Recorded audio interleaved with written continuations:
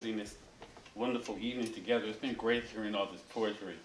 The last time I was here, it was different, but just as wonderful.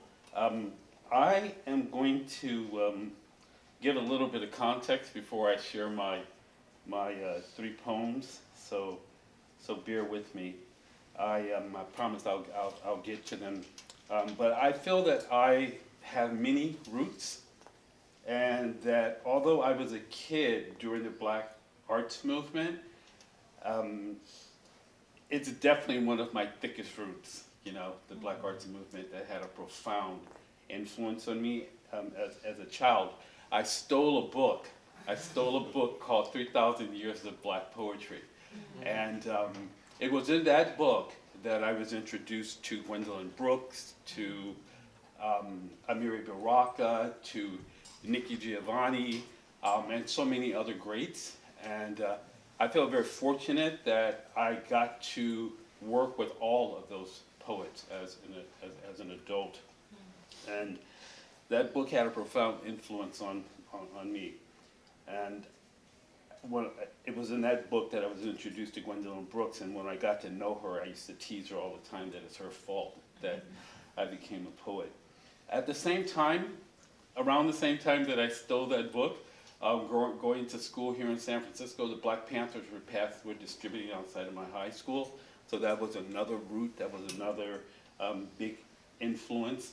And inside the school, in senior high, there was a Black history teacher who assigned us to write an essay based on W.B. Du Bois's Black Reconstruction in America. And I asked him if I could write mine as a poem, and he said yes. And so today actually happens to be Du Bois was born on this day in 1868. So the first poem I ever read or shared with the public, in this case my classroom, was a poem called Memoirs of Malediction, which was based on that massive book by Du Bois. Also at that time, Malcolm X had a profound impact on me, and today's the anniversary of the original publication of the autobiography of Malcolm X. So I'm gonna just I'm going to read two Malcolm X poems. The first one is from the great late Al Young, and it's called Blues for Malcolm. And it's in my anthology, of Poetry and Protest, and this was Al's contribution. Oh, I want to show this. There's two images here. Here's one of Al. If you get a chance, even if you're not buying the book, you can check it out, get a closer look at it. And this is one of Malcolm, this was commissioned. So here's the poem, Blues for Malcolm X. When I decided to go hear you speak that week, it was Oakland. It was way out west. It was long before Bluetooth tech. It was youth, way back before the truth got put on commission. I was older than the early 60s, younger than rain. It was when a cafe colleague declined my invitation for her to join me to catch you that I got it right. She was white. She declined. She declared, "No, you go. I don't think he'd like me very much." My political Black friends, none of them had the time either. I took the bus. To bust the chops of integrationalists, your mission exactly. You carried it out with charisma and charm. For dignity and equality you spoke. I love all Black, brown, red, and yellow people, you said at the close of your spellbinding talk. Then you blew kisses. This is memory. Now the very government that shot you down for dead has made you postage, stampable, sendable, official at last. Does this surprise you? Official history, a snake that hisses, a snake that rushes, smooths you out, burnishes. I still prefer the kids who called you Malcolm 10. They didn't know where to hide you, so they put you on a stamp with Booker T, who wouldn't sit with Woodrow Wilson and the First Lady at his White House dinner. You wanted us to separate and split, and that was it. You, Malcolm X, would fix the system with the ballot or the bullet. May these blues clarify your red position.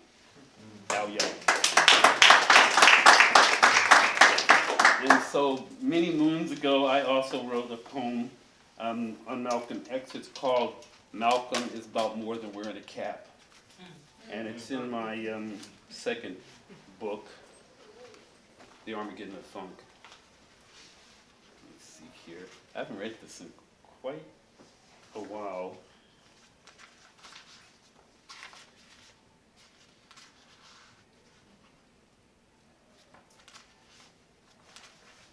Okay, dramatic pause.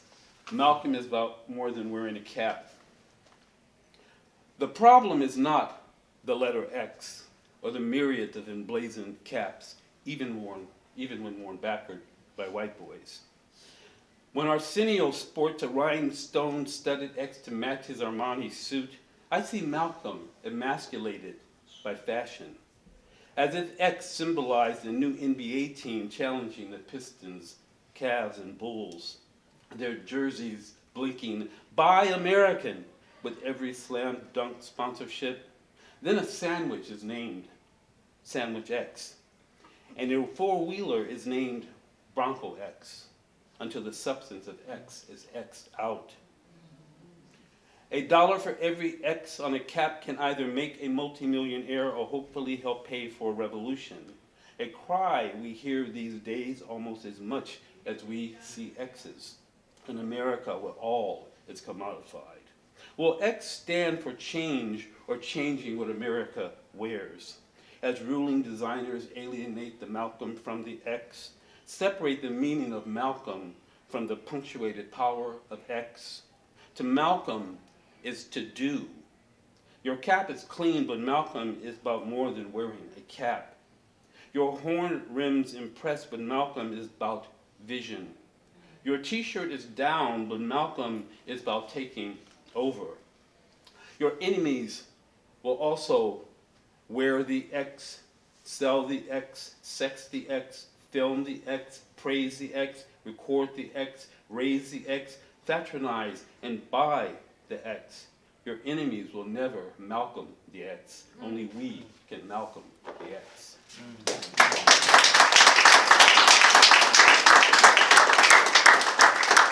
Thank you. And back to that book that I stole.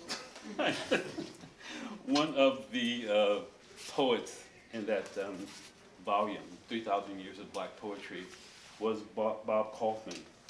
And Kevin and I had a good discussion about Bob Kaufman just, was that yesterday or the day before, this week? And I wanted to share a piece that I was asked to write on the celebration. We were asked to write a poem and to provide it on video. And this was for Bob Kaufman's collected works, a celebration after his 95th birthday at San Francisco State. And so I was trying to channel Bob Kaufman, which, you know, I'm not going to claim I did it, but here you go. Searching for Bob Kaufman. And the reason it's called Searching is because not only was I trying to channel his voice, but he was relatively new to me as a poet. Even though he was in that anthology, 3,000 Years of Black Poetry, he was in there with these other poets, and it was particularly Gwendolyn's poem that stood out to me. And Bob's poem, which is a great poem, but it didn't have as much of an impact on me until much later. So that was the other kind of logic behind calling it Searching for Bob Kaufman. Hieroglyphic petals illuminate an adolescent trek through the paper fields, flat plains, and edited savannas of 3,000 years of Black poetry. The traveling trickster emerges centuries of chapters away from Africa's ancient poet Anonymous, spine to spine with those known, Wheatley, Dunbar, Brown, Hughes, Brooks, King, Jones, Evans, Giovanni, and Cruz, bound to the sticky fingers of this Black boy, seeking non-mystical space between liberation and Ecclesiastes. He never knew this sometimes speaking in tongues saxophonious poet except through sorcery etched in ether and improbable perfect juxtapositions and mind-bending visions manifest in maddening unmarred stone, and gravity to find language turning the underground upside down, and silence deafening to those who want to listen, and sonic waves of syllables soothing the soul of blue wells, an explosive line fueled by heavy water, and inaudible beats drowning out fascistic love-ins, and inescapable jail breaks from forced criminality, and masses of massive solitude out in the open, and iterations blocking unblocked iterations, and revelatory secret acts of resistance inside the mind of a Milky Way. A black hole absorbs our light to be enlightened.